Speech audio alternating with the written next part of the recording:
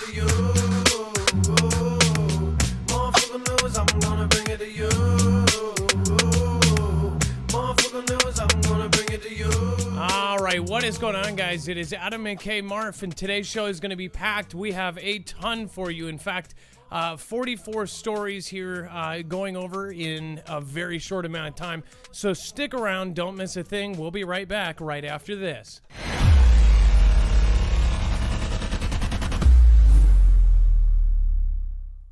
Nothing in the show should be considered legal, medical, or financial advice. The views of the callers can differ considerably and do not necessarily reflect my opinion, Dex's opinion, or anyone else who works with the show. You should always do your own research and consult with professionals. The internet is full of fake news, so please take everything with a grain of salt.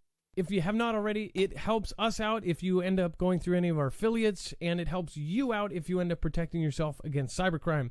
NordVPN is one of the best and one of the easiest to use. If you do not have a virtual private network, it protects your IP address, which is your online identity, which actually connects to your real address and everything else.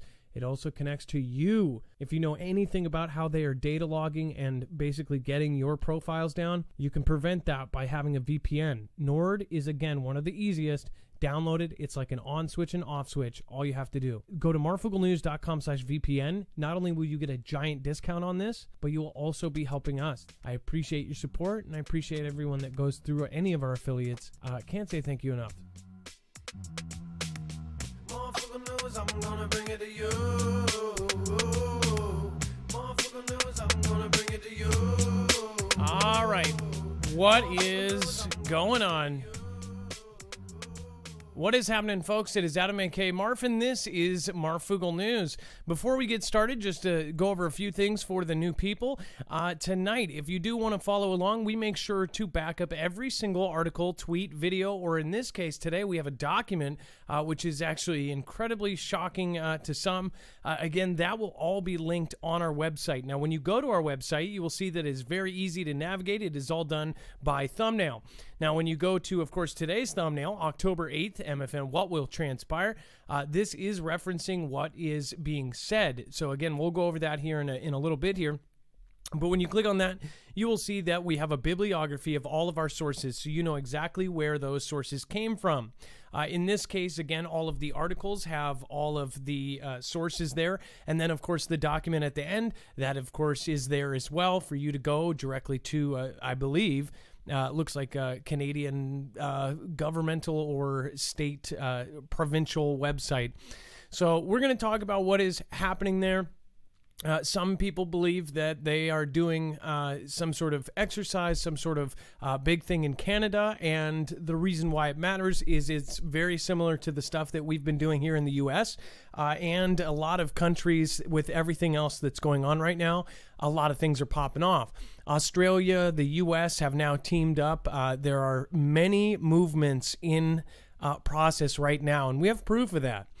China is basically cutting out the U.S. in every way, and then, of course, we have what they say is due to a shortage of drivers and things like this, essentially nothing leaving China and nothing coming in to the ports here. Well, we have plenty of stuff coming in, but nothing is actually going through the ports. So again, make sure to go over to the website. You can actually follow along. If you do want to support us, you can go over to the right side, any of our affiliates, My Patriot Supply, EMP Shield, NordVPN, or even if you just want to do a PayPal, all of those boxes will bring you directly to those forms of donating to the show. Otherwise, please just hit the like button, subscribe if you're not. Again, there's a percentage of you that watch this show every single day, but don't subscribe. Let's bring in my co-host / internet brother. What is going on, Dex, and how are you doing today?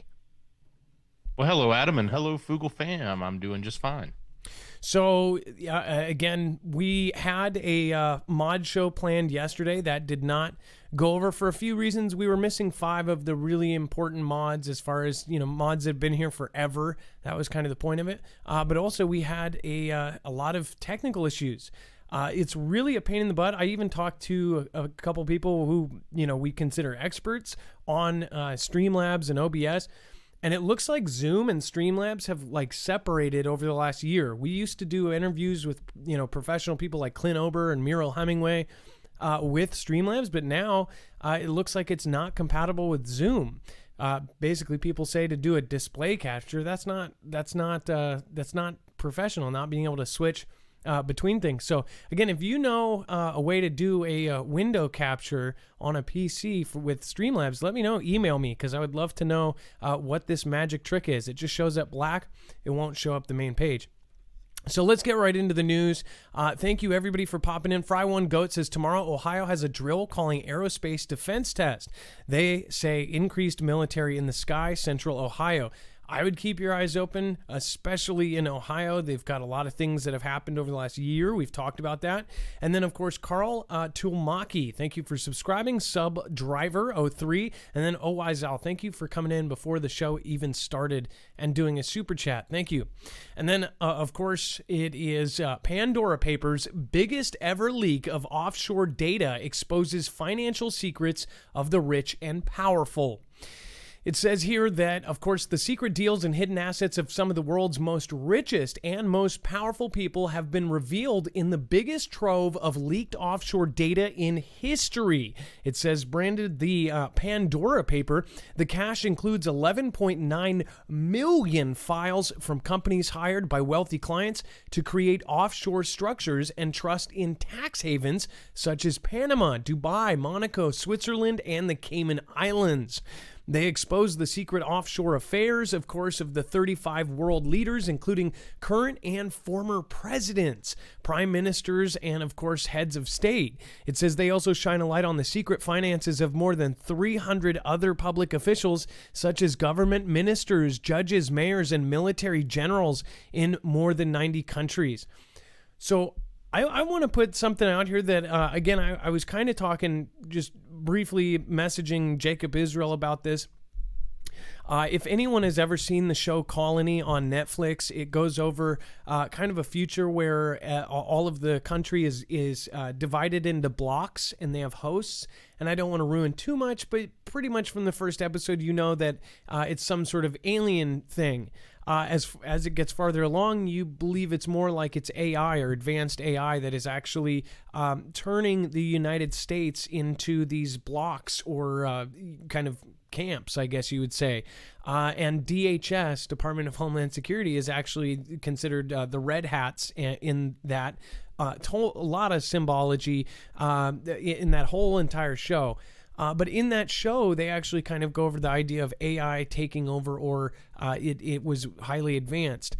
One thing that I thought about is a lot of the talk over the AI that has been going on for the last couple of years, and how Elon Musk a couple of years ago said that AI was one of the biggest threats, this and that, how fast computers have moved along, and then how much we have become integrated with social media, with sites. Again, we'll talk about the Facebook downage. And Facebook and Instagram went down completely for 6 hours. And then some say that things were deleted off of it. We'll talk about that here in a bit. But here's the general consensus. Just a what if, and this is just a crazy thing. This is not exactly what I believe. I just thought it was a very interesting theory. As far as what if AI was already integrated in some things and has taken over in some way. We've read stories that even Facebook said that that the creators and the people that were behind it in the beginning said that they created it and now they can't even control it. As far as they've made all of these algorithms, all these things behind it, and now they're almost completely run by these computers, right?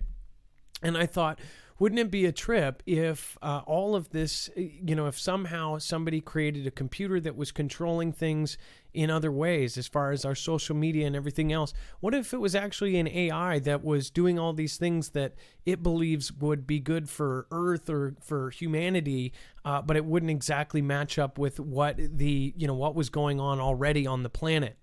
It's just a thought. Also, there's many weird things that have happened in the last couple of years. All of a sudden, this explosion of alien disclosure from the actual government, them saying that they have these offices and these flyovers over nuclear plants and things like this. We had Oumuamua come in around the same time. We had all this weird stuff. We had the false missile alert, which the guy swears was a real thing coming in, and then all of a sudden it was nothing. Around that same time, we basically created Space Force.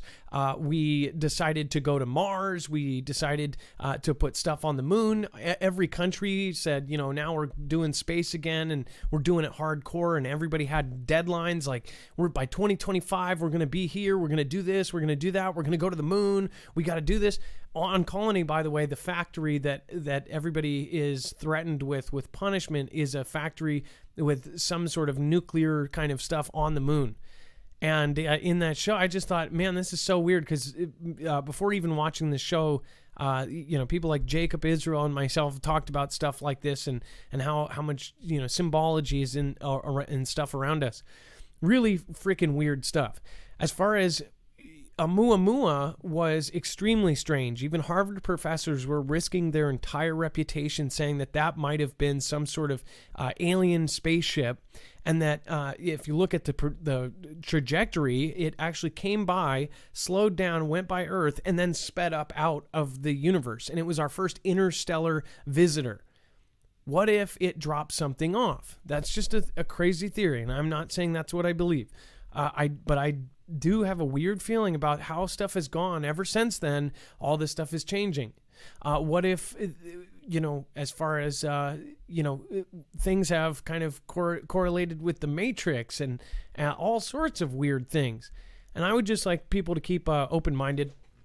Again, we talk about all sorts of stuff here, and I think that it's okay to. Again, we should never lose that. I hope we never lose that. I hope we never lose the ability to talk about this. Now, Dex, as far as this goes, what if an AI said, all these humans are just disgusting, and they're going to expose everybody, including the people we would say are traditionally in charge. Maybe they're not even in charge anymore. Well, yeah, I mean, that certainly could be the case, or it could just be a group of hackers that want to do the exact same thing, right? Either way, whether it's AI or whether it's, white hat hackers or whatever you want to call them, that this kind of information getting out certainly is enlightening to those that are unaware of what's going on in the financial aspect of these elites. Well, haven't we always heard, I've always seen in movies as far as I can remember, is an offshore account. You always see in the movies where they have a Swiss bank account with, all this money, and it's untraceable, and that's what they've always talked about. So, Dex, is this saying that a lot of these got exposed and we're actually seeing what these prime minister presidents, where they were stashed their money? Is that true? Yeah, right. Yeah. So what typically happens is they'll create a shell corporation and maybe sub corporations underneath those shell corporations in other countries, and they'll basically hide the ownerships of those interests. And ultimately, if you actually could find the information, you'd realize, oh, well, it's owned by, JB, or it's owned by, some other elite person, right? But all of that is hidden, and it's hidden in a way that there's no reason for it to ever be revealed. Well, apparently now somebody's hacked it or gotten the information, and they're dumping the data so that at least in these handful of countries like Panama and the Caymans, they're able to expose what data they did find. And so here's a good chunk that says it all. It says the Pandora Papers reveal the inner workings of what is a shadow financial world, providing a rare window into the hidden operations of a global offshore economy that enables some of the world's richest people to hide their wealth, in some cases pay little or no tax. So when you get to this level, I don't get it, though. It's like these people are so beyond rich, and I guess it's all perspective, right? If you have billions of dollars and you are pissed off about paying, $5 million in taxes or 50 million, once you're past $1 billion, it's like, how do you? I get that they don't want to lose any of it, and they probably look at every dollar as a theft from them, all the way down to if you're working a minimum wage job, right? But again, it's like it's so crazy to me that they. If you have that much money, it's just compounding. It's like that tax is probably the amount that you're going to make in interest. It's probably not even what you make in interest off of that much money. So I don't understand some of that. It says there are emails, memos, incorporation records, share certificates, compliance reports, and complex diagrams showing labyrinthine corporate structures. Often, they allow the true owners of opaque shell companies to be identified for the first time. So is somebody, of course, leaking these out saying, hey, this is behind all of what is happening right now? This is where all this real money is actually going. Could this have been the goal to say, hey, this is where all the money is going from all of this crazy stuff? It's just crazy how many big names are involved in this. It says the Pandora Papers represent the latest and largest terms of data volume in a series of major links of financial data that have convulsed the offshore world since 2013.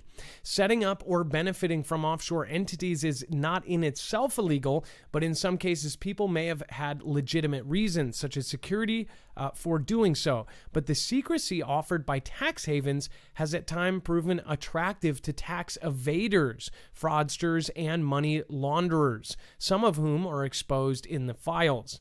It says other wealthy individuals and companies stash their assets offshore to avoid paying tax elsewhere, a legal activity that estimated to cost governments billions in lost revenues. So one other thing too is now there's this huge push for the IRS to track every single transaction once you get past $600 in a bank account, which is pretty much anybody. Even if you're working minimum wage job, after 2 weeks, you're going to get a $600 paycheck. And most likely it has to go in the bank. A lot of places are now doing only direct deposit, or if you want to wait for your check, you're going to have to wait a week after everybody else gets paid. Nobody wants that. Again, most people have a bank account that are working, or at least most of them. I guess 25% of our country doesn't, but again, they want to take that away. They want the Banking for All app and they act, and then they also want to tax every single dollar. That's where I think some of this digitalization of everything comes in. This is where I think that you take away cash. If you did take away cash, it would reduce the amount that money that people spend without the government knowing. If you buy an apple for $2 from a fruit vendor and give them cash and they give you an apple, you eat that. There's no evidence you ever bought that apple, unless they look back to when you actually withdrew the $2. But what if you got paid that $2 for services you gave and nobody is tracking your services? Or are they? Who knows? Maybe in the future you might have something in your body that actually tracks that you are physically doing labor, or who knows? You might be wearing the newest pair of Ray-Bans with cameras and Facebook attached to it. And then they might just facial recognition all of your friends. That's a real thing, by the way. I just posted that on Twitter. Ray-Ban and Facebook have teamed up. It was creepy enough that Oculus and Facebook teamed up. Now Ray-Ban. So people are going to be walking around with Ray-Bans using the facial recognition algorithm from Facebook on every person they walk by. And people are going to be begging for them. In fact, I bet you the pre-orders will be sold out and people will be begging to put them on their face. And by the way, Adam, the Pandora Papers are a perfect example of, in my opinion, why tax the rich never works, because it's a great platitude that certain politicians like to jump on. But in reality, it's just a statement. It never happens. What happens is they go after $600 bank accounts and try to nickel and dime everything they can get from the working class to pay the bills, because the rich will always be hiding their money and never paying taxes. And this is proof of that. Well, it's just, it's crazy. They all do it too. Of course, our last president, he was accused of doing it. The current president's kid. I mean, all of them do it. Almost every rich, wealthy person does this, and I've never heard of one that probably doesn't do some sort of form. It gets way bigger when, even if you have a small business, you can find tax write-offs, and most people try to find every tax write-off they possibly can to save money on taxes. When you get up to the billion-dollar level, I'm sure that they're writing off crazy stuff. Writing off $20,000 lunches. And who knows? They could go to, McDonald's for their lunch, but say it was a $20,000 meeting because of who they're meeting. You never know.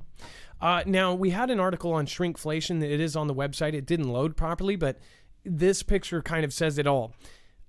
Things are getting smaller, and of course, we've noticed this over the years, but it's really bad. Dex, do you want to explain this? I mean, this picture says a lot. It's like Doritos is an example. 9.7 ounces for $2.50. They actually reduced the amount of chips inside of it and raised the prices. Exactly. So we talked about this a little bit in the past, but now it is starting to happen quite a bit. And I think you're going to notice, if you would actually pay attention when you go to the store, you'll start to see that the ounces are shrinking. So in other words, if you bought a family size cereal that was 19.3 ounces, it might be 18.8 now. And the price would have actually gone up. It didn't go down. So that's a double hit. So you're getting less product and you're paying more for it, maybe more for the ounce, right?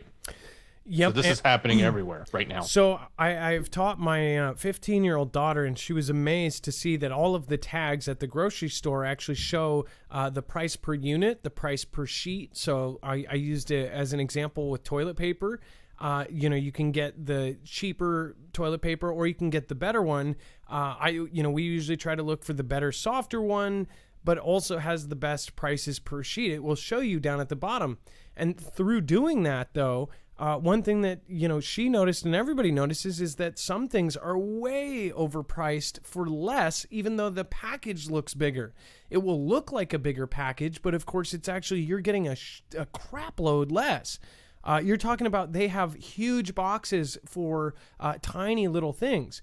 If you think about how they market these bagged chips for kids' lunches, they come in these humongous boxes, and they're now like $20 for 40 bags or whatever, and then each bag has now gotten smaller.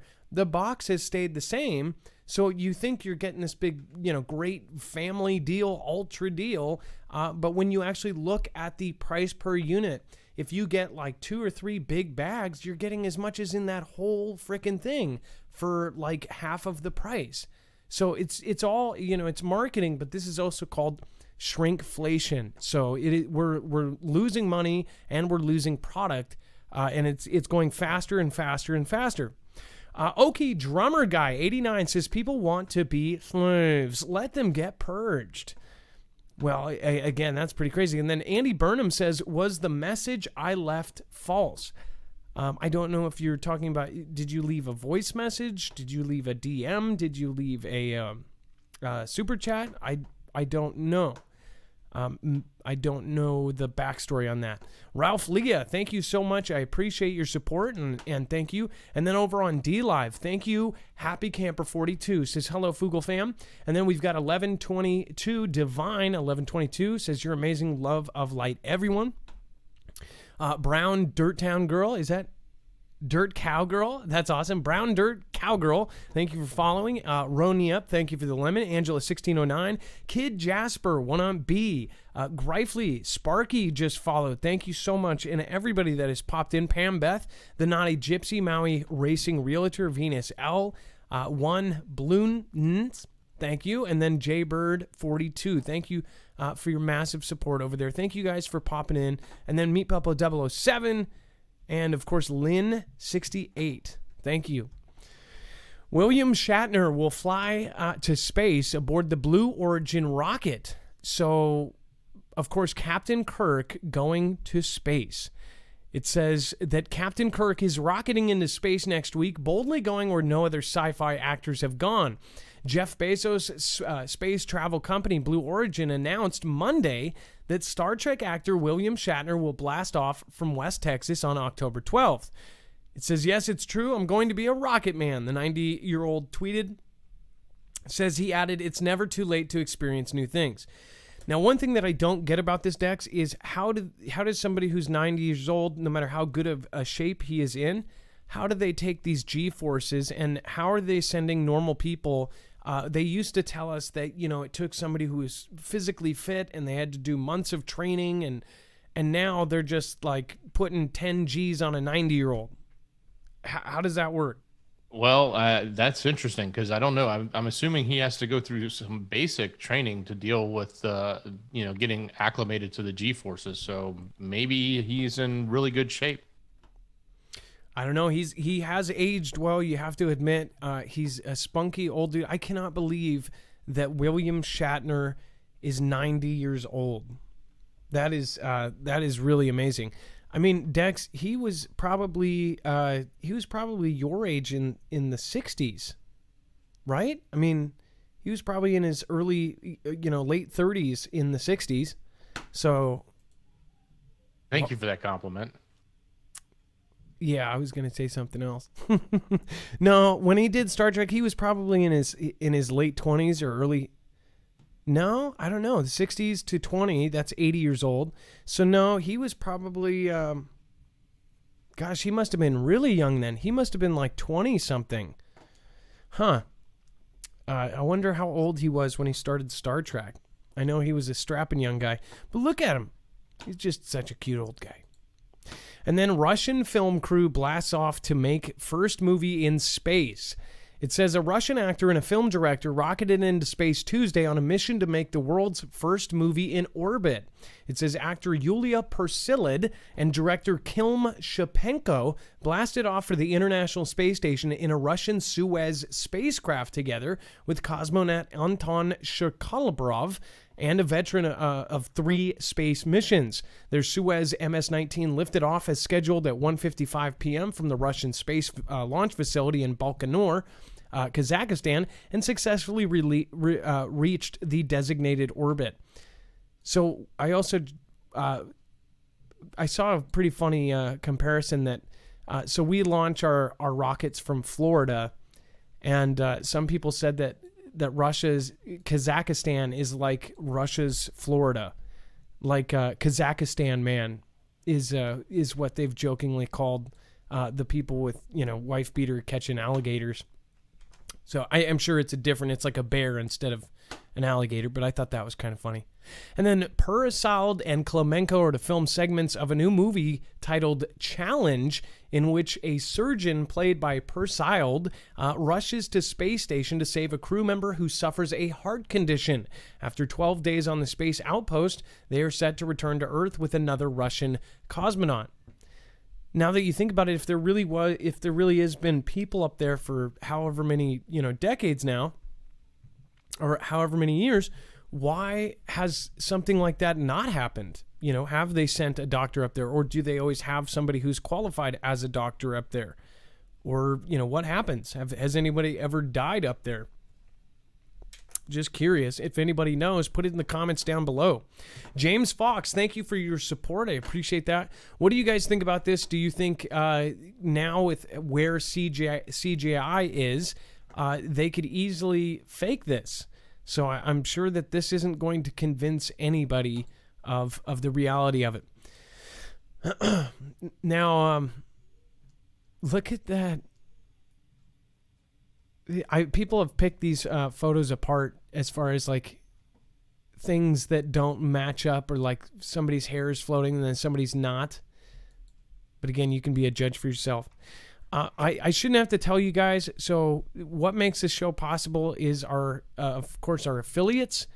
If you don't have supplies, I would have to recommend, at least especially if you do not have the funds to do something like this, make sure that you are doing a $5 a week kind of, get a couple cans here, get a couple things that you can put away in your, of course, in your stash of stuff.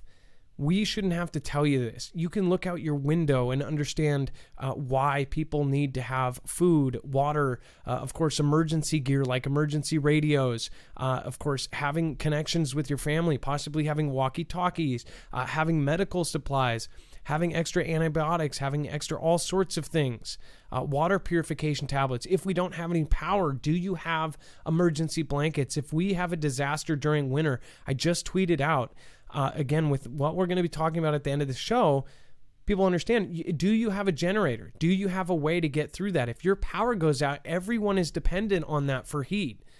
If you had a situation like what Texas had last year and you were stuck in the absolute freezing cold, my brother-in-law was stuck in an actual hotel, a nice one.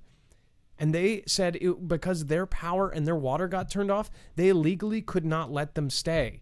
even though the other option was no public transportation, nowhere to go, shelters were full, no way to even get to transportation.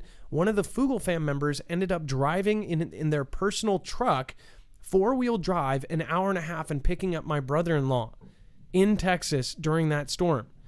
I actually I was desperate to help, and a Foogle fam member personally helped my brother-in-law. In that case, though, think about how he was completely screwed. And if you were staying at a hotel, would you ever think they're going to bring you down to the lobby and say, hey, you have an hour, you need to find somewhere to go, and you need to get out. You can use our landline, but after that, you need to go. You physically have to leave. You cannot stay here. You can't sleep on our floor. Even if the room is warm somewhere in this place, you can't stay. That's scary as hell. And imagine if it happened to the entire country during winter. So on top of everything else, if you do want to have your gear prepped, again, you can also do stuff slowly. But if you do have the ability, go over and check out Essentials of Life. You can get a 3-month supply of food with $100 off through our code. Go to marfooglenews.com/prep. Again, if you use that link, it will bring you right there. It's again, marfooglenews.com/prep. You can also get, of course, battery banks, pretty much anything that you need to survive, from, of course, iodine pills to radios to pretty much everything, even cooking gear, stoves, fuel, everything. Again, that's marfooglenews.com/prep. It's good food, and it will last a very long time. All right, and then Dex, do you want to talk about the CIA admits to losing dozens of informants around the world? What do they mean, lose?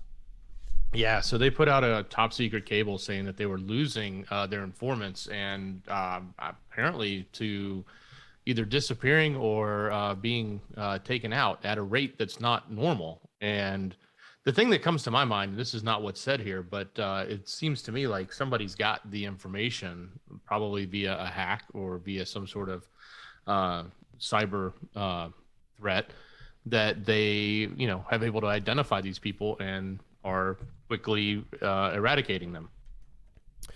And he's putting that nice. So it says that leading counterintelligence officials issued a memo to all of the CIA's global stations saying that it has a concerning number of U.S. informants were being captured and executed. This is no joke. So somebody found the massive list of everybody that was in the CIA and took them out. What's even scarier about this is if our country got infiltrated and our actual secret computers got infiltrated. And by the way, there's theories that our country, the U.S. here, has been infiltrated by a certain other country.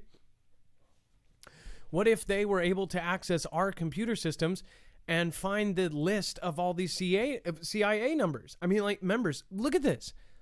All of our actual spies are getting eradicated. I don't see a Chinese or a Russian article saying that their spies are going missing. So our spies, the legitimate CIA agents that, some may be on good missions, some may be helping take over a third world country. Some could be down across the border helping smuggle weapons for the cartel. Who knows? But they're all disappearing. What in the hell is going on right now? You know that spies have always been an intricate part of before and after war. So I would love for everybody to pay attention very closely to what is going on right now. It says the CIA's Counterintelligence Mission Center investigated dozens of incidents over the last few years that involved killings, arrests, and compromises of foreign informants. In an unusual move, the message sent via a top-secret cable included the specific numbers of agents taken out by other intelligence agencies. This was according to the New York Times. It says, officials said that the level of detail is a sign of the significance of the cable, announcing that the specific number of killings is rare, as that figure is typically held under wraps from the public and even from some CIA employees, the Times noted. It says the cable, which also cited the issue of putting, quote, mission over security, comes amid recent efforts by countries like Russia, China, and Pakistan to find CIA informants and turn them into double agents, the Times reported. It says the memo also noted long-standing issues like placing too much trust in sources, a speedy recruiting process, and inadequate attention to potential intelligence risks among other problems. So another thing is we've gone over it just a couple months ago. We did a video on their new recruiting videos. Their recruiting videos are, I don't know what to say. It's like rainbows and ponies. When you look at, of course, military and CIA and special forces recruiting videos from every other country, it's, I guess you could say it's like a U.S. recruiting video back in the 90s. Here, it has become like this super just like, we take everybody and anyone. We want you, and everyone's special in our book, and everybody gets a trophy, and everybody gets first place here. Meanwhile, all of our CIA agents are disappearing around the world. Something is happening. Something is going on. You don't need me to tell you. Everybody has a gut feeling of what's about to happen here. If you don't, then, listen to yourself. Listen to your gut right now. So you can read the rest at marfooglenews.com. Again, that's marfooglenews.com. All of our sources are there. And then doomsday clock for U.S. Debt ticks with no congressional plan. Dex, do you want to talk about how this could go very badly, or again, they could end up pulling it out of their butt, right? Right, and we'll talk about that plan in just a moment as well. But yeah, right now, they're still hemming and hawing about how they're going to either come to an agreement or not come to an agreement on the debt ceiling and how we're going to continue to fund our government and everything that goes on with the government. So if this doesn't get figured out, then it does have serious consequences. We've seen this before in the past where the government is shut down and other things happen, but also there's things like the, what happens to the market, the bond market and everything else, and what that would mean to the economy, which could be very significant right now, given the fragility of things with our economy at this point in time. Now, as far as, we're going to be following it, one of the things that can happen here is they can actually mint, and we've talked about this briefly last week, $1 trillion platinum coin. This is real. Could be minted at the last minute. This isn't a joke. This would be an actual physical minted coin worth $3 trillion.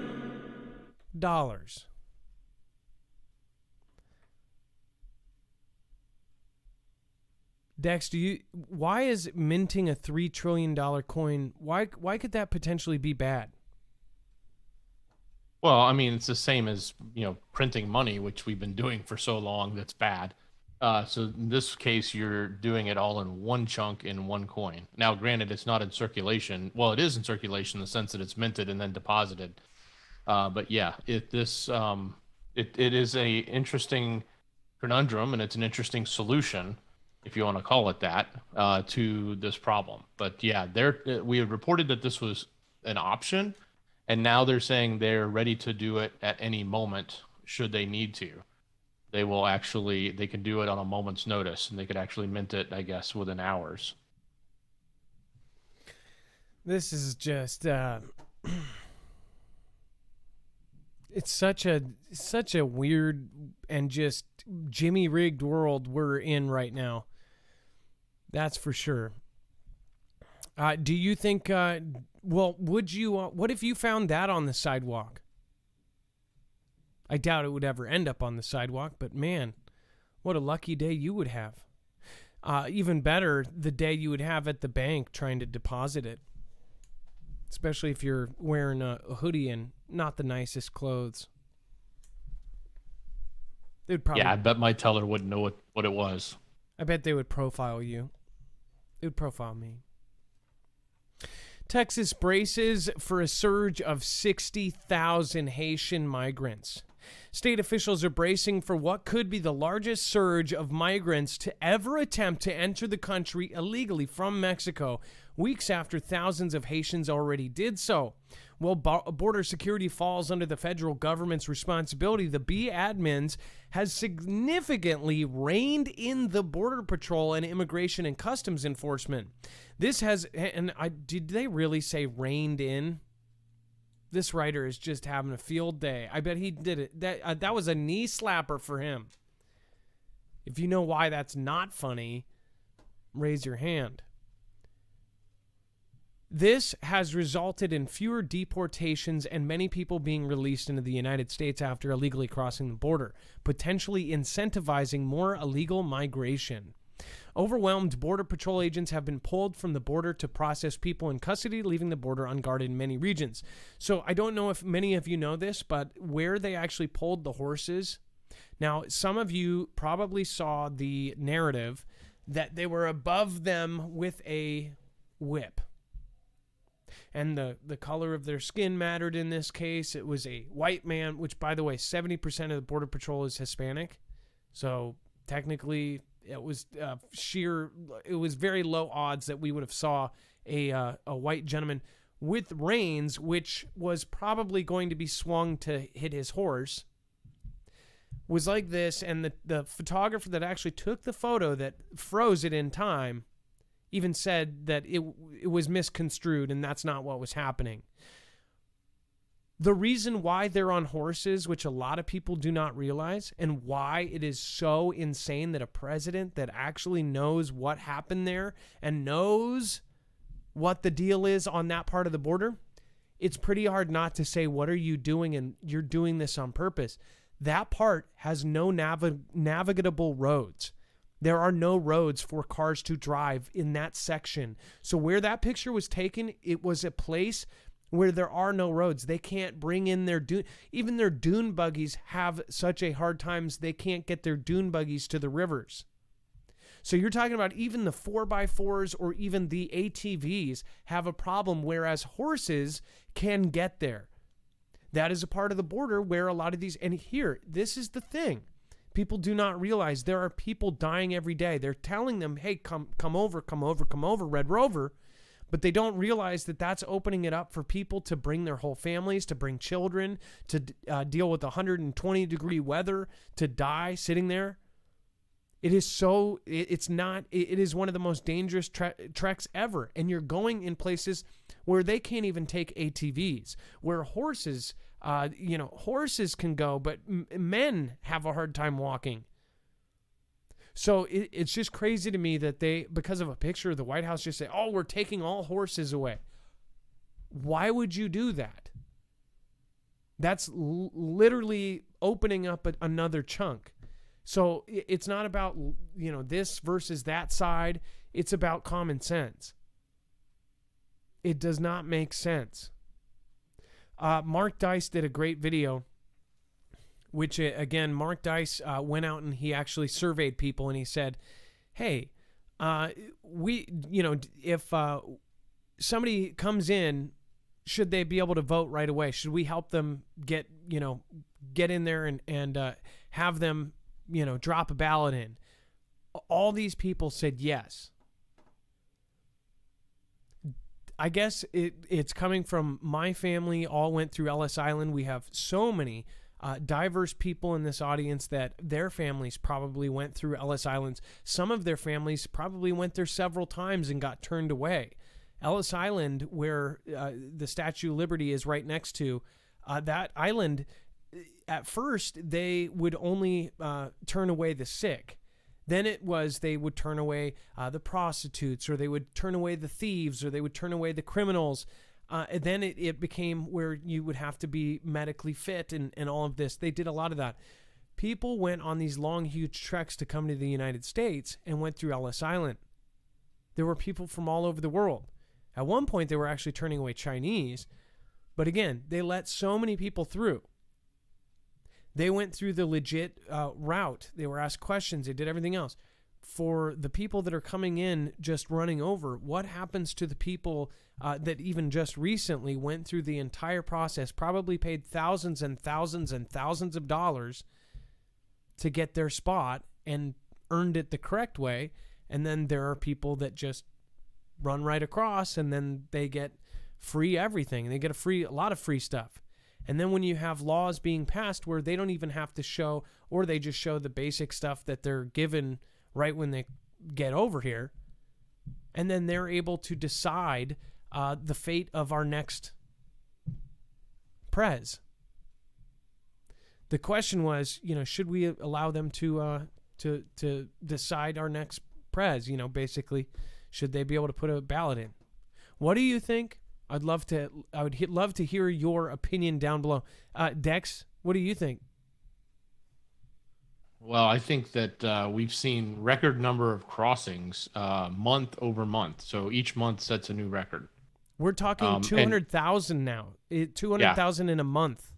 And this one scenario they're talking about is another 60,000, and that's not all. That's just one chunk. So, who knows what the next month's going to look like. And isn't it strange that somebody who is possibly connected with Florida went over and took out the Haitian president, went through into the palace. It was an organized effort of 20 men. They went out, took him in, and then all of a sudden we have 60,000 people directly from that same country, the same country that turned down all of the measures that are going on right now, along with 4 other countries that turned down things, and all of their leaders somehow either perished or disappeared. And then all of a sudden there is obviously something being set up there saying, hey, head this way. Who knows? There might be vestibules. There might be a 10 by 10 set up like, hey, go to the States. They're going to let you right in. Yeah, it's been traditionally organized on social media. At least the last one was. It was on WhatsApp. What they don't show you on TV is the people that are perished in this area. There were some folks posting Twitter videos which were, for whatever reason, getting deleted right away. Somebody walked through this, what looks like almost like a market almost being set up, but they were stepping over people that had perished.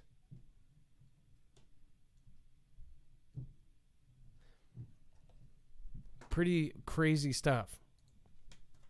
What do you think? I'd love to hear your opinion on it. I keep my mind open. If you want to protect yourself against an EMP, I would highly recommend going over to marfooglenews.com/EMP. They are, again, doing $50 off per device if you go through our link. That's marfooglenews.com/EMP. You can get one for your car and put it in yourself in a matter of minutes. Usually under 10 minutes, anyone can do it. Again, go over and check it out. It can protect you against all 3 phases of an EMP, E1, E2, and E3. It can protect your house or any item from lightning up to 228,000 amps, or solar flares, the natural kind, up to 220,000 amps. So a Carrington level plus event, which could be in waves.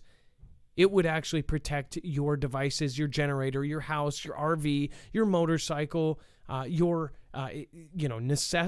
essential means of travel would still run after multiple EMPs or multiple CMEs. That's what this is set up for. It's Keystone tested. It's used by agencies like DHS, DOD, and of course the DEMSO team helping protect the Texas grid. You can't really do much better. This is a surge protector on steroids. It is the best one out there. If the military is preparing, if the government is preparing, and they're not suggesting anybody in the public go do it, I'd highly suggest getting the same stuff that they're doing. That's again marfooglenews.com/EMP. So this is a weird one. You might have seen some of the stuff that is going on Twitter. If you have not, Dex, could we get a screenshot of it? It won't be too hard to find. Some say that Facebook had things deleted out of its thing, and I don't know if that is true. All I'm saying is communicating what was being said. Some people were looking at some of the programming behind it. Maybe some of you can pop into the chat and tell me what exactly is being said about it. But they're saying that whole parts of Facebook were gone. Again, I don't know how you could even confirm that. If you know how. Well, when they talk about parts, you need the definition of what they mean. But when Facebook is made up of a whole lot of services, like if you just keep it simple and you think about, your profile versus say a group or groups, the feature, or pages, a page, right, for a company, all of those different things are, in a sense, can actually be an independent component of Facebook, but it all integrates together, right? And there's lots of those, whether it's photos on your page or videos on your page or a text post or sharing a link. All of those are different services. So when their services went out, it went out across the board, but when it came back up in pieces, right? And if, depending on how they were recovering, it's possible that, information that could have been there at one point was not there when they had to roll back, to a different point in time to bring stuff back up. It could have been lost. Now, this was not a small outage, right, Dex? This was global. Was 6 hours. This was huge, and it was global. It was global. So, Dex, you know how these systems work. Can you explain why it would be kind of a massive thing for multiple countries and different places? These are not all on one box, right? It's not like it goes back to one server. What do you think is entailed in this? Yeah, so I mean, the way they build this stuff, it's built with redundancy and by design. It's built, they may have for example, they could have a data center in Chicago, one in New York, and one in Washington. Let's just say, I don't know where their data centers are, so that people that are on the West Coast are connecting to the Washington data center, and people in the Midwest are connecting to Chicago, and people on the East Coast are connecting to New York. So it's shorter and it's faster, right? Things like that. So there's a lot of redundancy. So if a system goes down, 3 servers go down in New York, it doesn't really affect everything. It just might flicker off for a few people here and there, and they'll get that up and running and nobody will really notice. But in this case, something went down across the board. In other words, it went across the entire system. Now, they're saying it was a network issue. And of course, they always say, this is just, it seems to be the standard MO with this stuff, is it's a configuration issue, or we made configuration changes to their network, which brought their network down, meaning you couldn't reach anything, which in effect would make you think Facebook is down. If you open the app and it can't reach anything, it's going to look like it's down. So maybe that is what happened, or maybe it's not. Maybe something more sinister went on. So you're kind of saying there could be a debunk there, or there could not. Well, yeah, they came out with an official statement saying it was configuration changes on their own routers and their own network, meaning they brought. So wait a second, the error was their network, right? So did they say this was on purpose? Did they say that it was or they said it was a mistake that they, of course, said that they fixed on their end, or something like this? Yeah, they're just saying it was. I would write it off as them saying it's a mistake and a configuration change on their routers, which caused a cascading effect across their entire network, which then took them time to fix. I personally that's a standard answer. Yeah, I personally think they got hit by something, and that's massive. So Facebook, here's the crappy part. What if there was an inside man on this? What if there was an inside source? What if there was somebody who was working there for that company that gave the keys to some other country, and they just got that huge plethora of information that we know Facebook has. We know that Facebook has one of the most, in fact, Facebook knows more about people. And by the way, even if you're saying, well, I never did Facebook, so they don't know nothing about me, they do. Because guess what? We found out that Facebook was gathering data not only on the people that were their customers, we had even Congress call it out, that they were gathering data on the people that were not. So when your brother uploaded a photo of you and him at a fireplace, they would gather your data, your facial recognition stuff, but also they were able to connect to other apps. We know this because we've seen, now we found out about these different programs that were connecting all of them. Remember when AJ got knocked off and they were all like, oh, it's all completely separate for different reasons, but we're all kind of, yeah. it was connecting through all of the boards. That's why if you say something on Twitter, you can actually get all of your platforms removed, or vice versa. If you say something on the tube and, they don't like, then all of a sudden Facebook, Instagram, blah, blah, blah, this, everybody will get rid of you. So when we found out that they were doing that, that means all of that information, they had more information than the FBI and even psychological profiles. In fact, if you wanted to solve a murder, you could probably do it more so with Facebook than you could with, of course, with the FBI's database. This massive global outage plunged Facebook, its Instagram and WhatsApp platforms, and many people who rely heavily on these services, including Facebook's own workforce, into chaos on Monday. The company did not say what might be causing the outage, which began, and of course now they've kind of updated it. It says ETN was still unfixed more than 6 hours later. Although the scattered users have reported partial restoration of one service or another, websites and apps often suffering outages of varying size and durations, but hours-long global disruptions are rare. Again, this was rare. This was like, we just talked about it about a week ago with the movie Moonfall, how some think it's predictive programming, how there was a video that was supposedly on YouTube, and I say that because no one can provide proof of it, but everybody talked about it. The entire YouTube community talked about this video that was on YouTube right before YouTube went down globally. Now, YouTube has only had a couple instances like that. One of them was a foreshore event that happened supposedly in church NZ, the country of NZ, right? And when that happened, they altered the platform and they changed the uploading, and they tried to stop this video from being shared because people were copying it over, and it was so grotesque. I was unlucky enough to see it. Even if it was fake, it was worse than because the thought in your brain was thinking this is a real thing. It was horrible. I think Dex, you would probably say the same thing. We cover news, so we ended up watching. Right. That was not something I ever want to see again. So with that event, they did the same thing. With the other one was the moon outage. So my question is, for this Facebook outage, was there something that was uploaded to it? Was there a Facebook Live that started getting shared, that went viral? Well, there are some coincidences that were happening at this time. So we did have the whistleblower that was coming out, and we've got some information on that. That happened right about the same time. So was it coordinated?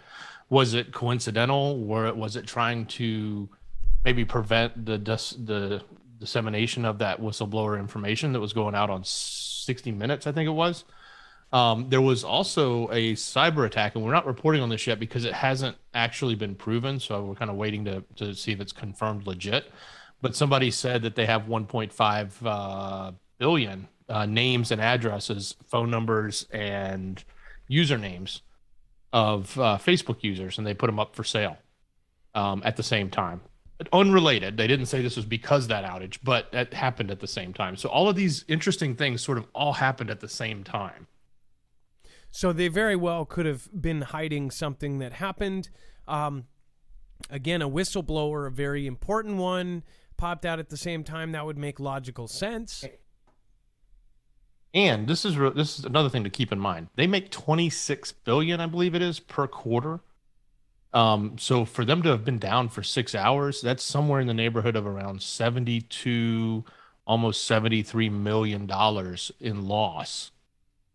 So that's pretty expensive. If you think about them going down, that's a lot of money. $73 million lost for 6 hours of outage. That's like a Facebook sandwich. That's like, Yeah, but to shareholders, it's a big deal, right? And so Wall Street wouldn't be happy. And they weren't. $72 million. Wow.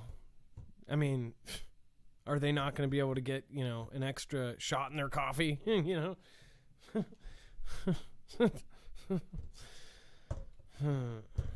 72 million. I mean, once we get to like 100 million or something, then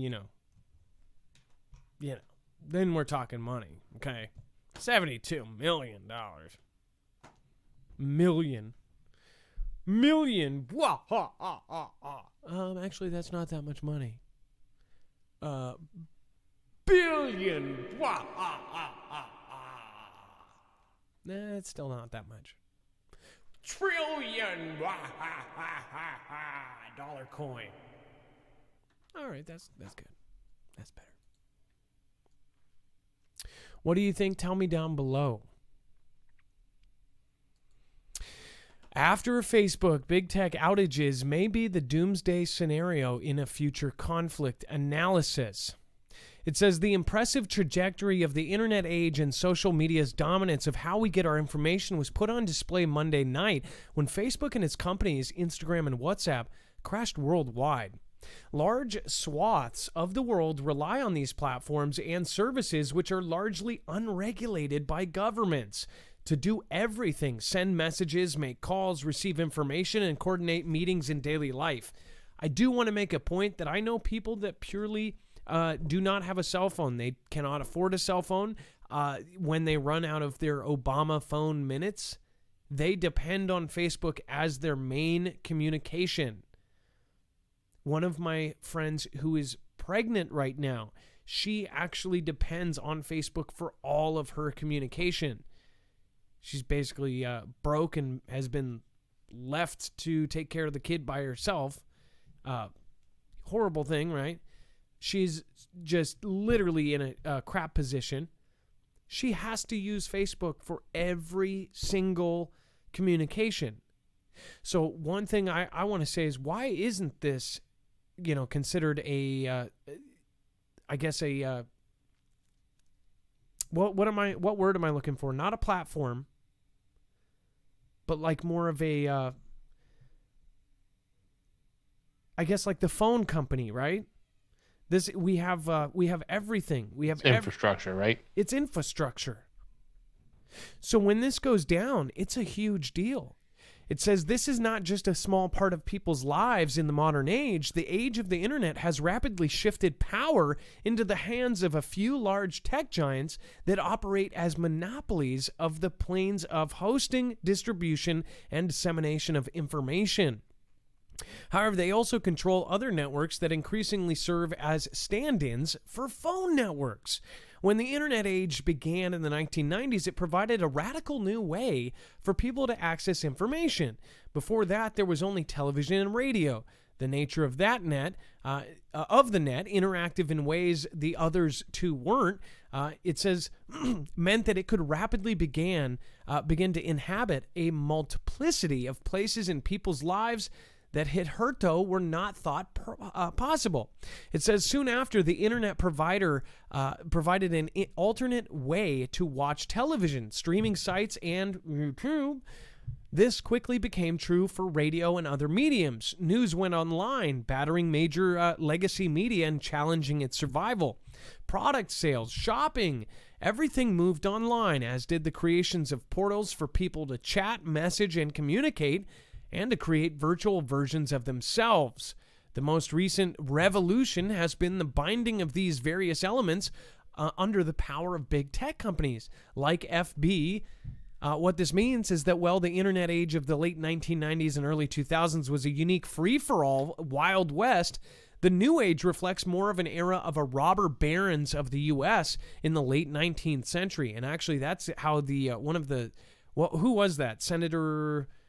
I want to say that was the same senator that talked about all of this stuff, all of the different apps that cross.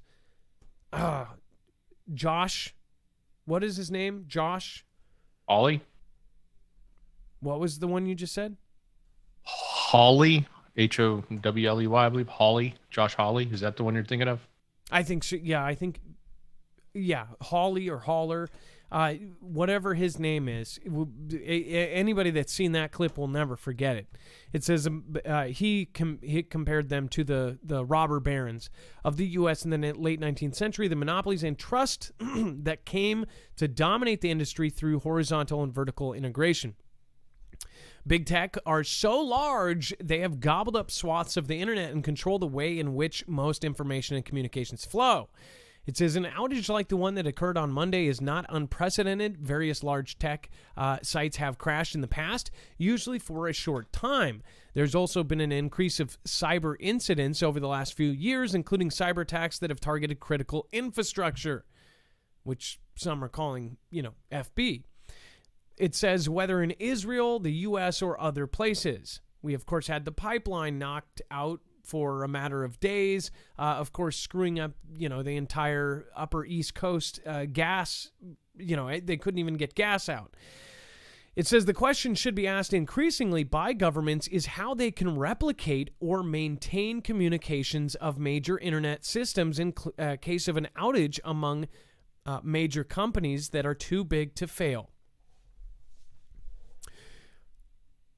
It says the world is entering an era of uncertainty reflected not only in the pandemic, but also in great power competition. This is because the world order that emerged after the Cold Conflict, which led the global dominance of the United States, has now shifted to a league of authoritarian countries that are at odds with Washington and Western democracies. So just to go over that last part, it's saying that power is shifting right now, and if power shifts, we're not going to have a good time. I honestly think that we had, especially in the early 90s, right there, that was kind of the pinnacle before it went back downhill. There was a point where we really had a pinnacle, and we took freedom for granted. Now, some would say that maybe we didn't always have as much freedom as we even thought we did. And some would say that we even have as much freedom as we used to, because you can still go out on the corner and do stuff. You'd say some places they'll actually arrest you, they'll knock you out, they'll do whatever if you go out and do it in some places. Now they have, I think, free speech zones in Washington, D.C., things like that. But I think that we took a lot of the stuff. I guess, maybe we never had the freedom we thought we did. But now, when they shut down the social media part, when they knock people off, when they silence people, it really does give you the feeling that you're not in the same country. Does it? What do you guys think? Dex, what do you think? Do you think we're in a free country anymore? It's like a muscle. If you don't exercise it, you'll lose it.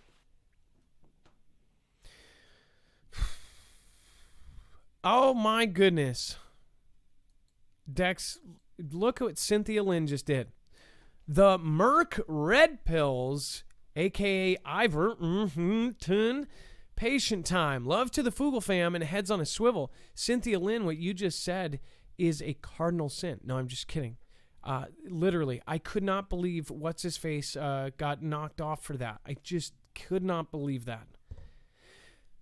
We're in a scary place, and that's exactly what I'm talking about. Cynthia Lynn, thank you for your support. Cynthia Lynn just did a Ninjet. It is one of the highest compliments you can bestow on somebody over on DLive.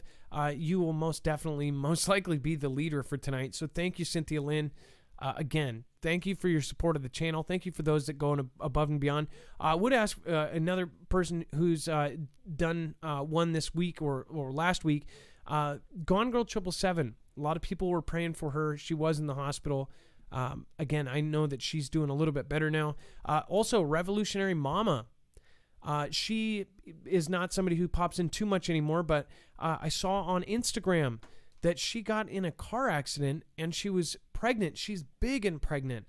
And thank God she flipped her car and she survived. And she had she posted like a couple bruises and a couple things, but she was okay. It's like, that's a miracle right there. So I'm just praying for her and her new baby and her and her husband's new baby and how, hopefully they come along. There's several people right now that are hurting in the Foogle fam. So if you do get a minute, make sure to pop a prayer in for one of them. Thanks to Ann Lynn for letting me know about a lot of the stuff that's going on. The Ann Lynn show is always keeping track of all of the stuff going on in the Foogle fam. I can't keep track of it all myself, so she helps a lot. Kishar says, no VX, treated like illegals. Time to be a ghost. Heck, you might want to just cross and then cross over and pretend like you are one. Might be treated better. Codazel says, sounds like we need a case of beer. You might be right. I don't drink beer anymore, but if I did, it would be an IPA. Another case of beer, please, says Codazel. Lisa K23, how many cents will be $1 be worth the day after? Probably less, to be honest. Lisa, it's pretty scary, isn't it? And then happy birthday, Jack. Lisa K, thank you for saying happy birthday to my son. He just turned 1 a couple days ago on the 2nd. And then the hash sling and slasher, what a cool name, says, I heard a YT news snippet about the hack of 1.5 billion, warned to keep an eye on bank accounts. That's really scary, is it not? I would suggest to everybody to get something that rotates your passwords around at all times. What was that? Yeah, I was just going to say that's the one I was mentioning earlier. It's name, address, phone number, and username on Facebook. I don't know if it had I don't think it had passwords, but it hasn't been confirmed. They're saying they have it, and they're offering up, chunks of it for sale or the entire list for sale. And they're also offering up the ability to verify that they have the data. But it's yet to be confirmed that they actually have it, as opposed to just making a bunch of hay about nothing. Well, I guess we'll see as it goes along. And then, hey, we got Kev Robo in the house. Kev Robo, you guys, make sure to go over and check out Kev Robo. He is one of the nicest guys I have ever met. He is super dedicated. He has streamed for a long time over on DLive. Again, if you are on YouTube, make sure to go over and check him out. He is in the UK, I believe. I forget what part of the UK. But not only that, he is an NFT creator. So he creates NFTs.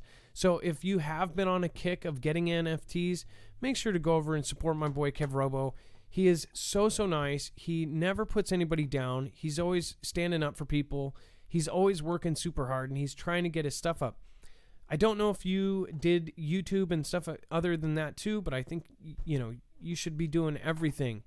Kev Robo, thank you from a creator to another creator. I really respect you and I appreciate you.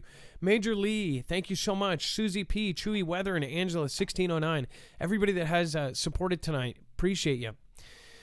So yeah, Facebook craziness, and this is pretty wild. So same day, or I guess around the same period, Facebook Whistleblower. The company knows it's harming people, and the buck stops with Zuck.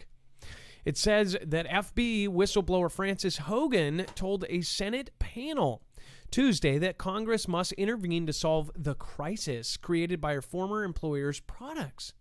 It says the former FB product manager for civic misinformation told lawmakers that FB's algorithm could steer young users from something relatively innocuous like healthy recipes to content promoting anorexia in a short period of time. Though she stopped short of accusing top executives in intentionally creating harmful products, she said that ultimately CEO Mark was, of course, was responsible for the impact of his business. So one crazy thing that I think is absolutely nuts is that he is still in charge of so much directly. Like, how did he keep control of a company like this when it got so big with so many millions of so many hundreds of thousands of employees that have worked for them now? Dex, how does this guy continue to have so much power? You would think that this would be kind of gone through, tons of different people, that this would have committees and boards, but they say he still has like almost complete power over what goes on. Well, certainly he's the CEO, so he has ultimate power, and he was the founder, so he probably owns a large percentage, if not the largest percentage of shares that are not publicly traded. What with the largest being publicly traded, probably.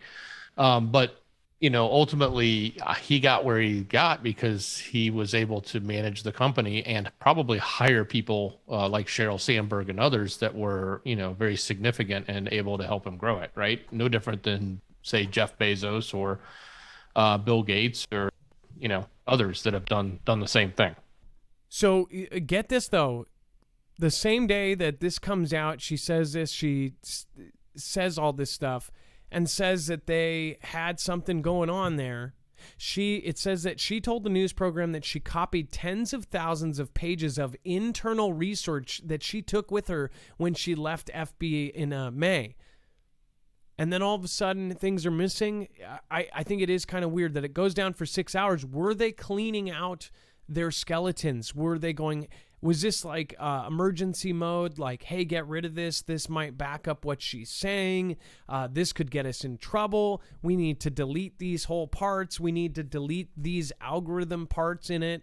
Is FB working differently than it did before this 6-hour downage?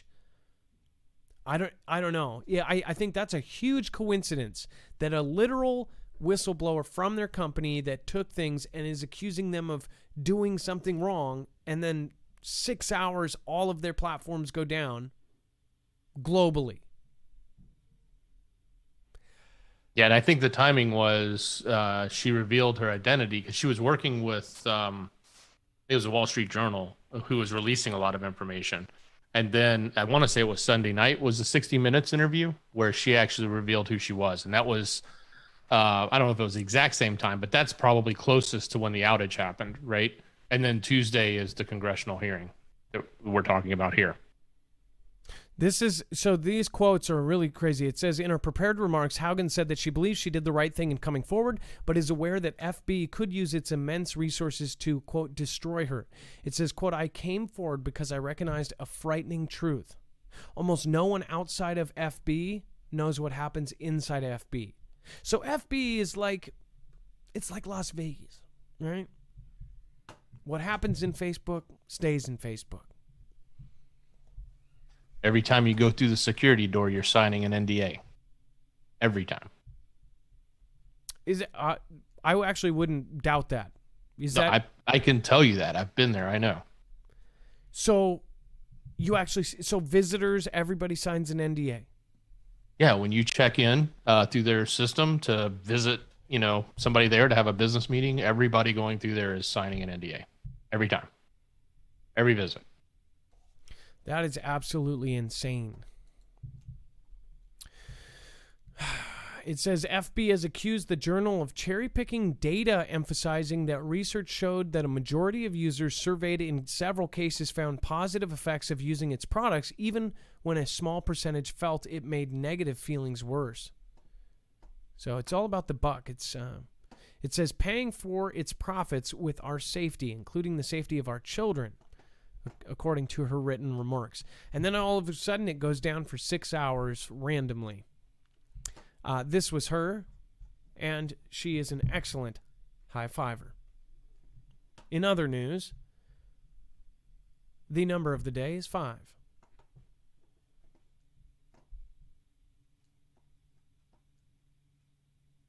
Patty cake. Patty cake. Baker's man.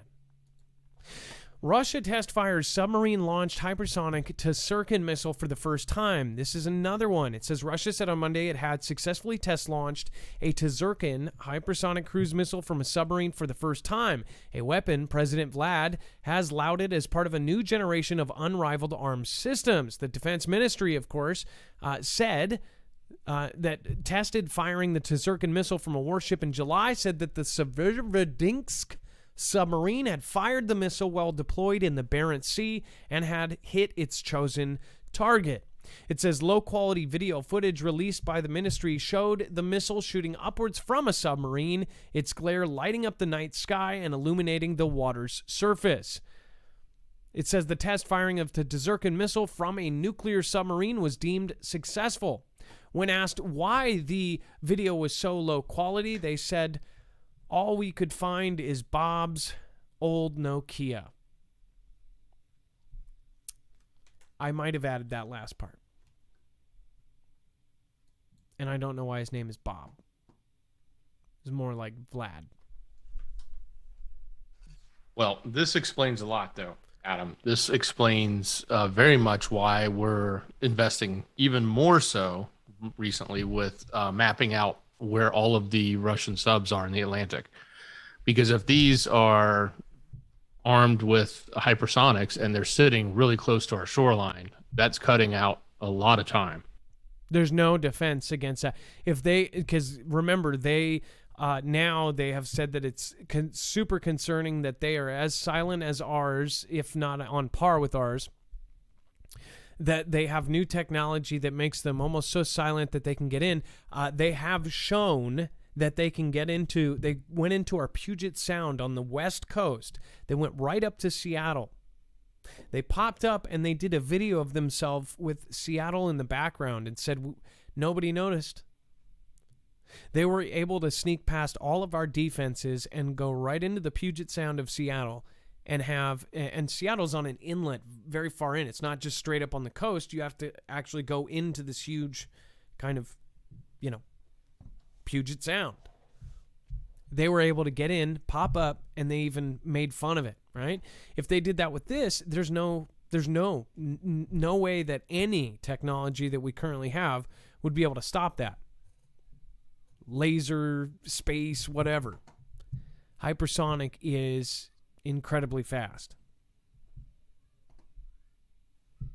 5,000 miles per hour, I think. Which, again, I mean, Dex, we had a problem when it was slow. I mean, and it wasn't slow before. It was like, what, this sound, the speed of sound or something before? Something like that. It was like Mach 1 or something. Now it's Mach 8 or something. I don't know. I mean, it was at least as fast as a jet plane. So, pretty scary stuff. And then China mounts largest incursion yet near Taiwan, blames U.S. for tensions. So just to briefly talk about China is cutting everything out. If you weren't here for the last couple of weeks, I, of course, talked about even my personal experience going to IKEA. Nothing was available. Everything had the ticket that said temporarily unavailable. I thought, okay, maybe it was a busy weekend. It was like a Tuesday or something. So I thought maybe they got cleaned out this weekend. The more and more I went through the store, I couldn't believe it. I'm like, it's not just the popular things. It's like everybody is buying the backup stuff. And even that's gone now. Even the cheapest, the most expensive stuff. Usually when they run out of stuff after a busy weekend, it will be like the cheaper stuff is gone and the more expensive stuff is still there because, who's going to buy the same thing that IKEA sells for $800 when there's a $60 version that's slightly, less, right? Those would always be there, but who wants to spend $800 on something you're going to build yourself? Even those are gone. The entire warehouse was empty. I asked, is this because, what's going on here? He goes, oh, it's because of the Suez and the Suez and the Suez Canal thing and shipping. And I go, okay, but that was a while ago. And he goes, you know what, to be honest. And I said, when are you getting stuff in? What are you getting this other stuff in? He looked and he showed me on his computer screen. He showed me. He said, actually, the return day, he goes, this is really crazy. You want to see something? The return date for all the stuff was August of 22. We just got done with August. August was a month and a half ago. We're talking about a whole year from now is when they have in their computer system that they'll actually get stuff from China. That's if they get it. We have twice as many containers as the 100 containers plus now sitting on California, just sitting there. We have twice that, if not 3 times that much in China not leaving. Almost everybody I know who has something now ordered from Amazon or one of the Chinese companies, it just says that it's sitting. It has not left Shenzhen. It hasn't left Guangdong, the major ports. So nothing's leaving China. What does that tell you, folks? People want to deny it. I don't know how long people are going to be able to hide this. I think that, whatever's going on, it looks like something big is about to happen. It says China mounts largest incursion yet. China blamed the United States on Monday for increasing tensions over Taiwan as the island fingered Beijing as the chief culprit after reporting the largest ever incursion in China's Air Force into its air defense. It says 56 aircraft. Dex, just the other day, we talked about how we just beat the 29 record, and then it was 32, then it was 37. Now it's 56. This is basically, this is like they're just going to keep going until they actually have the invasion going, and then nobody will notice. Yeah, I jokingly say they're just going to fly more planes each time, and then they're going to get a little more brazen. They're going to go all the way past the ADZ onto the land, right? Or maybe go so far as to land at an airport, and then eventually everybody will just be like, "Oh, okay, I guess they have it. It's theirs." Now, stay tuned here in a second. We're going to talk about this. This is the declaration of a state of emergency throughout the province of Saskatchewan. You're saying, "Oh, who cares about Saskatchewan?" Just wait, because there's a lot of stuff going on in this. And we will put this out there. We're making this available to everyone on the website. We'll give you the direct link to the actual .ca website that it's from, so you can look at it. Again, if somebody wants to go look at it themselves, they can. We'll talk about that in just a second. As far as 56 aircraft, that is absolutely incredible. They actually say that by the time we take Taiwan, or they take Taiwan, we will not be able to make it and get there. We will not actually be able to respond. What was it? Maybe it was Styx or something said, who was it? Somebody said basically by the time you read about Taiwan being invaded, it will be too late and it will be over. The actual Taiwanese president is basically begging for protection from all these other countries. And I've heard from sources that she is making personal calls to every country that they are allied with and asking for help. So we're going to read here something here in a second. It says, but since Friday, when China marked its National Day, the country has embarked on a massive ramping up on its missions, with almost 150 aircraft flying into the defense zone over the space of 4 days. Again, a lot.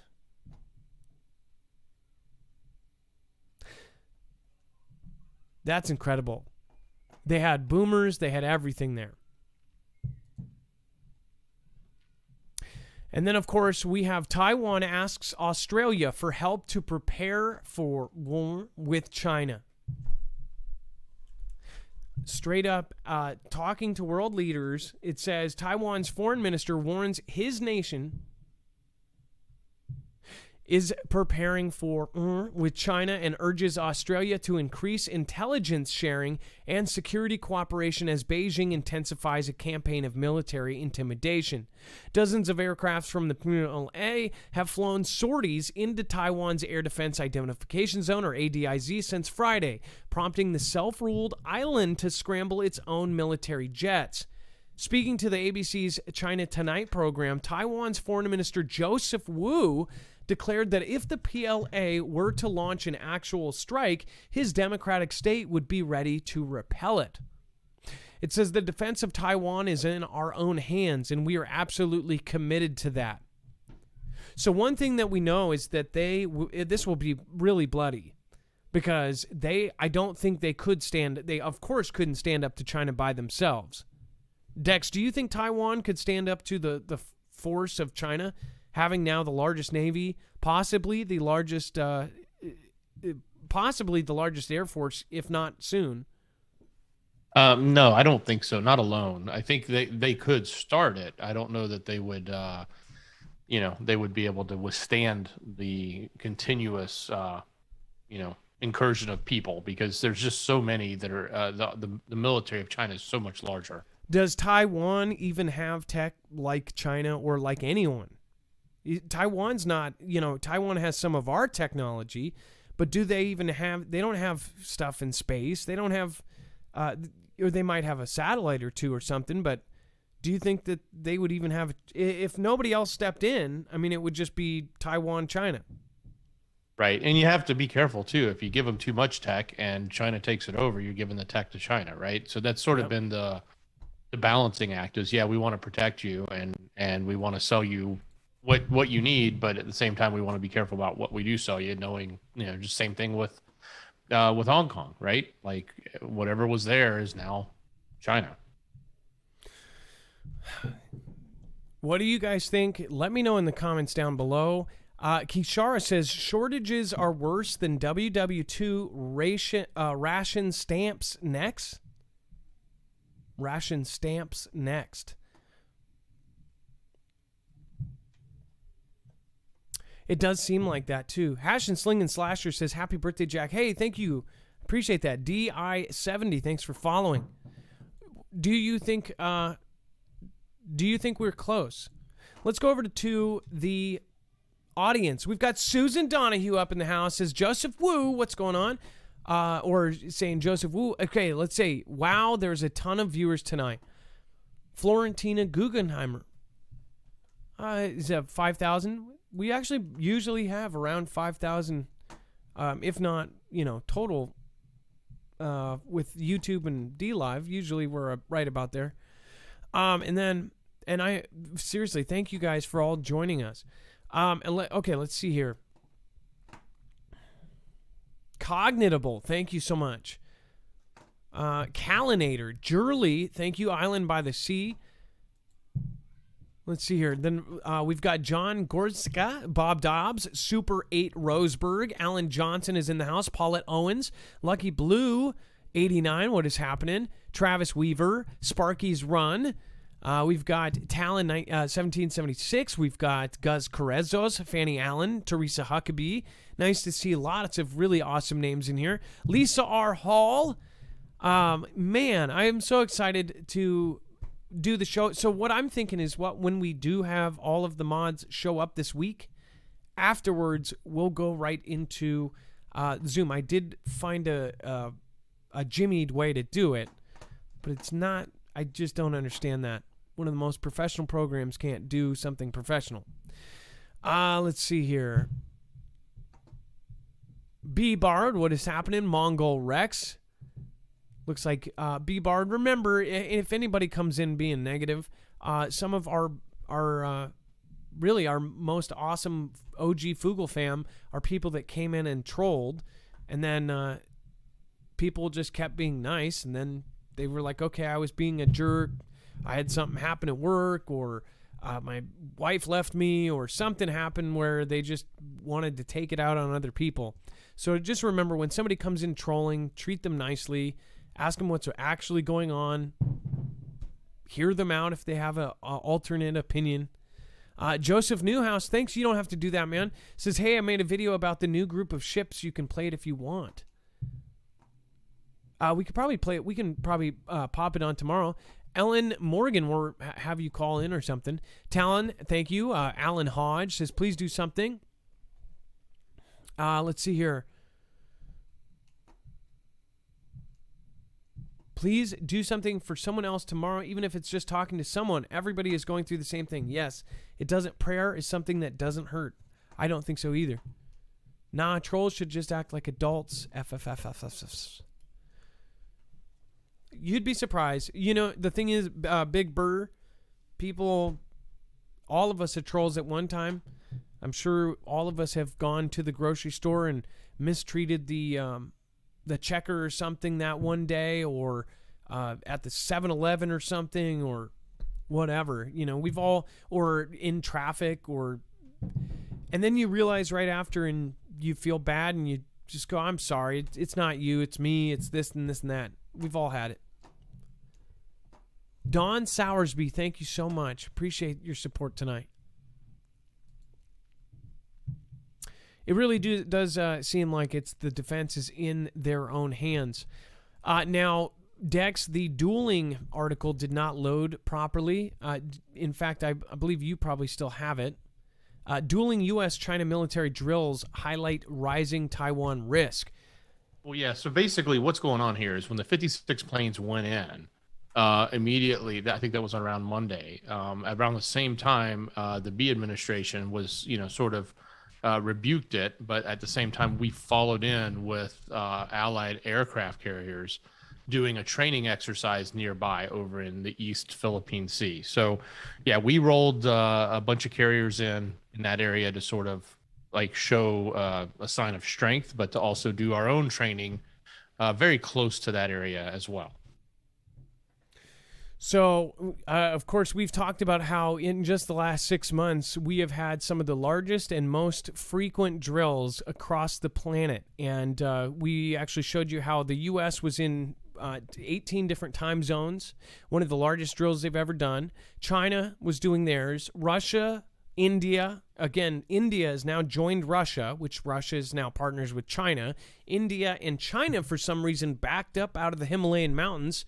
They were fighting over the border and everything else. Now they've just mysteriously removed all of their troops, all of their camps, all of their setups. They've just moved back magically. And then India is now drilling with Russia, which, again, when we first read that, they thought, oh, it's not that, they thought it was a typo, that it was, oh, no, they were doing something, they're getting involved, but they weren't actually doing it. We know for a fact now, India has joined Russia. Imagine a world conflict where we go against both China and India, two of the biggest, largest countries in the world, 1.4 billion people each. Imagine going up against a draft of both India and China. We have 376 million people in the U.S. And again, if you're in Russia, in Australia, even less. If you're in the U.K., Australia, U.K., the U.S. doesn't even equal China, I don't think. Could be wrong on that. Don't know what is somebody in the chat. I'll pop up the first person who gives me the correct answer. Dex, I know you can do it. I'm going to ask chat. What is the population of Europe, of all of Europe? I guess that would include all of that, right? So what is the entire population of Europe?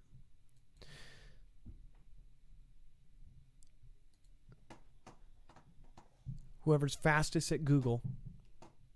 Bork. What a name. That's awesome. No idea. Blowtorch Barbie. Too many. I like that answer. Tammy Shriek. 450 million. 275 million. So we're getting different answers. 30 million. 600 million. Okay, so survival living. Even the largest answer right there. 600. 600 plus all of the U.S. So all of Europe and the U.S. does not even equal one China, let alone India. And then Taiwan president warns of catastrophic consequences if island falls to China. It says Taiwan is committed to defending its democracy against an increasingly aggressive China, the island's president has vowed. It says warning of catastrophic consequences for the region should it fall. It says the comments from Tai Sing-wen, the prez, it says in an essay published in Tuesday, came amid record-breaking incursions by Chinese warplanes into its air defense zone. On Tuesday, Taiwan's premier Su Sang-chang said that the over-the-top activity violated regional peace and Taiwan needed to be on alert. China's PLA has sent nearly 150 planes into Taiwan's air defense identification zone in the first 4 days of October. It says in what the mainland figures and media have labeled a demonstration of strength, but what world governments condemned as an act of intimidation and aggression. Australia warns China against the threat of use of force following Taiwan air incursions. I like how Australia gets some nuclear subs now, and it's piping up. For those of you that live in Australia, one thing I say, man, is all of your country had your Dex. Am I right or am I wrong? I could very well be wrong. Did they not take away people's rights to own privately, bang bangs? Yeah, they phased it out. Like, imagine getting invaded in a country where it's not even legal to have a weapon. Most people don't have them. Do you think the government's going to go hand you a pistol to defend yourself? Isn't that crazy? I think that's why the U.S. would actually have a fighting chance. China, same thing. Can Chinese own? I don't know if they can own weapons. They could probably make them themselves or get them on the black market. Can they legally just go buy one? I wonder. Never looked that up.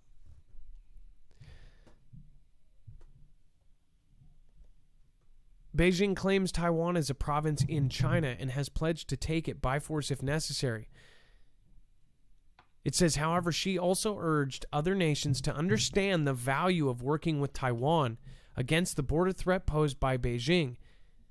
And they should remember that if Taiwan were to fall, the consequences would be catastrophic for regional peace and democratic alliance system. Amid almost daily intrusions by the PLA, our position on cross-strait relations remains constant. Taiwan will not bend to pressure, but nor will it turn adventurist, even when it accumulates support from the international community. So, by the way, their president, Taiwan President Tsai Ing-wen, a woman, is being tougher on China than some of the world's biggest leaders, by the way. This woman's a badass here, okay? That's a awesome example of a great woman in charge.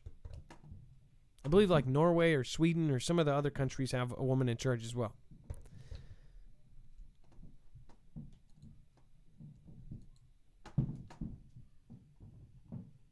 Susie P., thank you. Air Force, consider dishonor discharge for no JAB.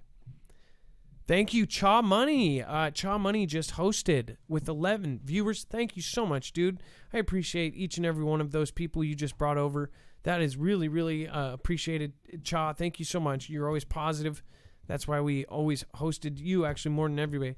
We haven't been hosting lately just because, it was a couple times it ends up, yeah. So, again, Dex, let's talk about this. So, we have this document. Did you get a chance to actually scroll through this? Briefly, yeah. I just got this from that link you sent. Okay, so what happened is I ended up getting a link from my friend, Lloyd. He's a great guy. He ended up sending me a pretty interesting piece here, and it was a video that was actually pretty viral as far as on BitChute and other places, and they basically called the video kind of a state of emergency address, and it was talking about how they found this document that was going on in Canada. Now, I don't know how touchy this is. So again, we're making it available on the website. But again, think about this. Basically, they have a time frame of October 8th through the 16th.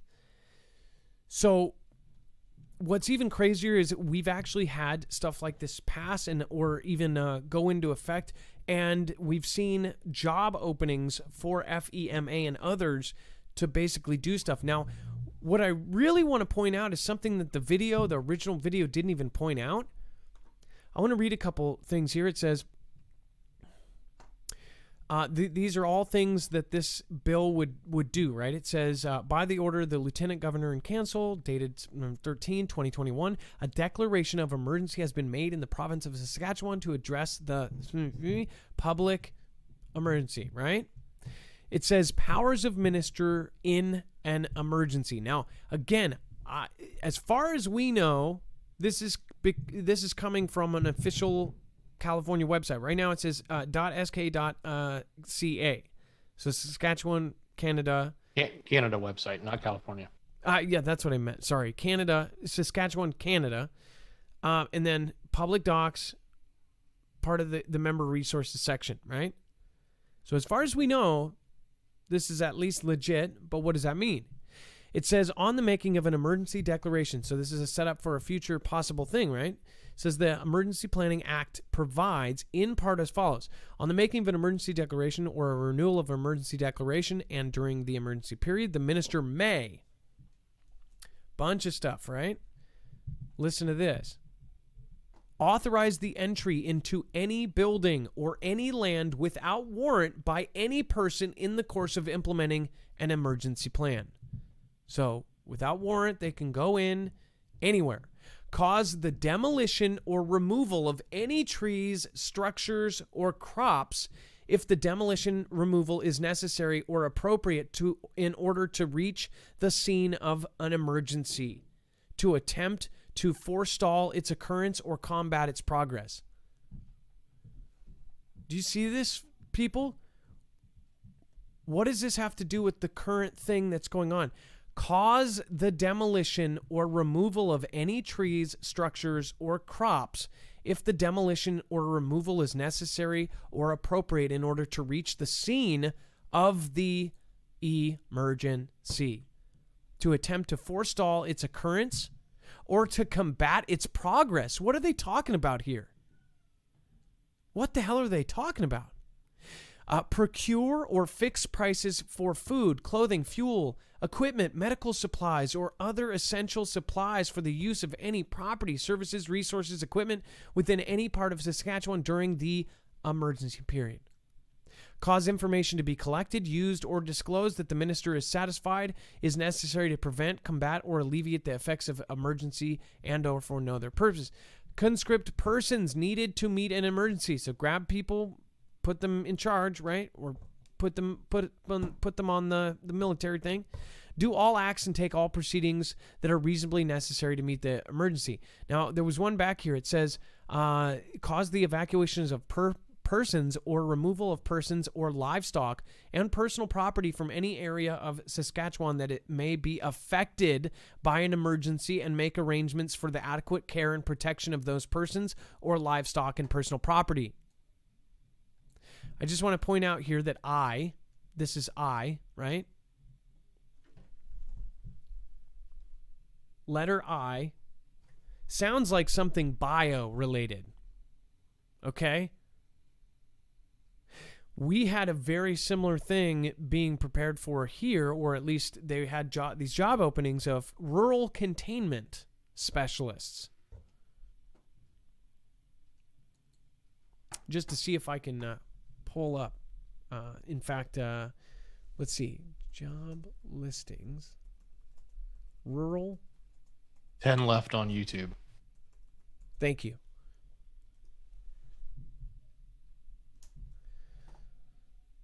Rural critical. Let's see. So we had actual job posts that said rural containment specialist, and it was by FEMA. And the jobs, in fact, it looks like it's been filled, right? The jobs listing was essentially saying that in the event or to practice or to do these drills, in the event of an emergency or a bio event, to be able to contain rural areas and to get them. This thing that is being put through in Canada sounds a whole lot like that. What they said, it was MLAW, right? Marsh, out in the marshes, and lots of laws, right? So that's what the video went over. But I did want to point out that sounds almost like that part of it specifically says, like they need to contain something. Why would they need to take out trees, demolish stuff, demolish buildings to get to the site of something? Did they just figure out where a meteor was going to hit and they're preparing for something? Or is it a nuke?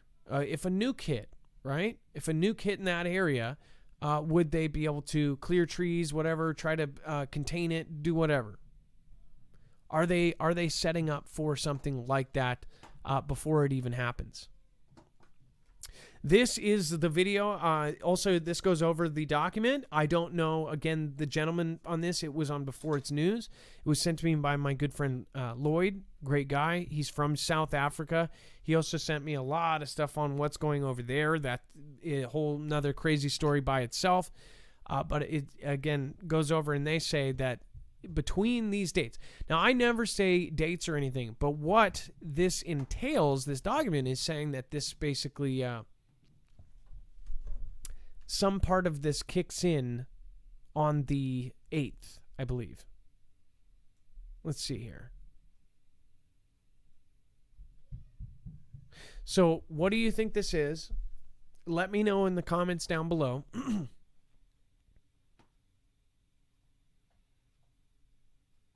I wanted to see where they got this thing from, though.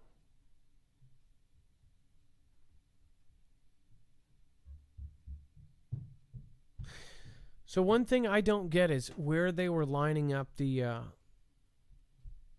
I believe they're lining it up with other events.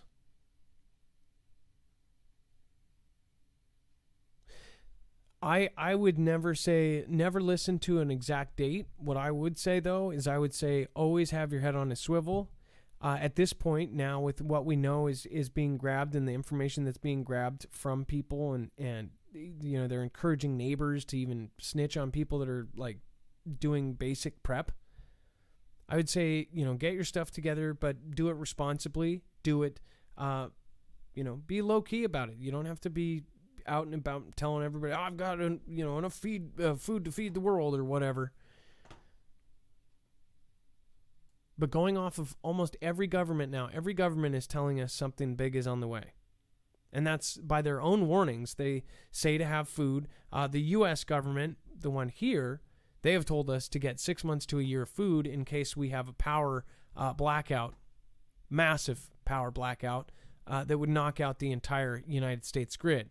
UK, very close. You guys had a very, very close call with losing all of your satellites this year or last year.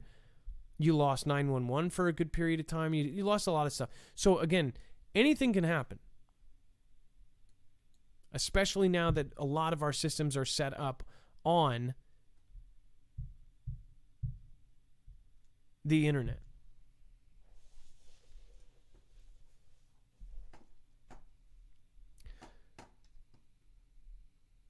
Dex, do you want to talk about the, I guess quickly go over the web only?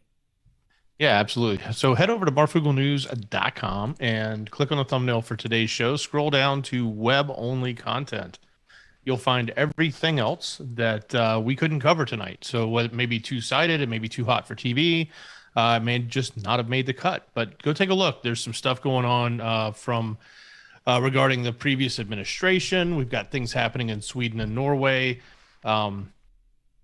The undercover videos that recently came out about the topic we can't talk about is there, and lots of other things. So including FBI raids. So go check it out. marfooglenews.com. Click on the thumbnail for the show. Scroll down to web only content. Once you hit that yellow bar, you really hit it hit it home. All right, and then over on YouTube, I just want to say a big thank you. If the shoutro ends up dropping over to if it drops on you, just know that it will continue to be live over on Marfoogle Jams. If you have not subscribed to our third channel, Marfoogle Jams, JAMS, that's where we put my silly music and whatever else. Again, most of that can be used. D-Lo Good Quest says, ha, Marv said package. I appreciate that humor. I used to watch Beavis and Butthead. My very serious financial consultant uncle actually just blew me away when I found out when I was a kid that he watched Beavis and Butthead. He's such a serious and responsible guy, and he thought it was hilarious. Because all of us were teenagers once. Andy Burnham says, heard JB was let off with military help. I don't know about that. I will check into that. Andy Burnham, voicemail yesterday. I did not receive the voicemail yet. It could have transcribed it. I don't know. But again, try to check that when we can, but a lot of people leave messages. Andy Burnham, thank you for the support, though, and I will try to see if I can check. I can't guarantee that, though. Damn, you've blown my guard. Call me Mulan Mufugas. Unique genetics. That's awesome. And then over on PayPal, Machina Opus, thank you for going over during the show. I did one via PP before and forgot to add note. First time to PayPal. Machina Opus, thank you so much. And make sure if you do PayPal, put a username in your notes so I know who to call you out as. John W. says, this is when the elites determined our fate. So many prayers for the Fugel family. Remember, we are all the same team. Team Humanity. Hashtag Team Humanity. That's Susan Donahue's. She started that, and now so many people DM me, everybody. Catherine P., Dawn B., Blue Homemade Heaven. Thank you, everybody. Over on D-Live, everybody that has showed up tonight, I really do appreciate each and every one of you. Kishara, the hashing, Cynthia Lynn, most definitely took the top charts tonight. Thank you, and thank you. With over 10,000 lemons. Thank you so much for your support. Now it is time for the shoutro. It's not an outro. It's not a shout-out. It's a shoutro. Remember, the links are all on our website for the document that we just showed you tonight and everything else. Have a wonderful night. Dex, thank you so much for all of your service. I appreciate you. Much love.